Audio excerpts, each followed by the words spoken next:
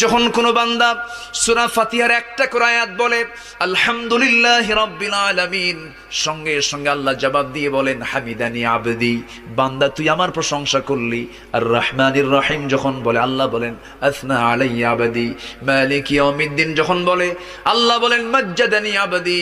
এরপরে যখন বলে ইয়াকা না'বুদু ওয়া ইয়াকা নাস্তাঈন পর্যন্ত যখন বলে আল্লাহ বলেন বান্দারে তুই আমার কাছে কি চাস, প্রাণ খুলে চারে বান্দা। ইহদিনাস সিরাতাল মুস্তাকিম থেকে শুরু করে নিয়া ওয়ালাদ-দাল্লিন পর্যন্ত যখন বান্দা বলে তখন আল্লাহ বলেন বান্দা নামাজের মধ্যে এমন প্রেমের খেলা খেললি বান্দা, তুই যা চাইলি সব আমি আল্লাহ কবুল করলাম। ওই বান্দা যখন রুকুতে যায় আল্লাহ তখন অস্থির হন।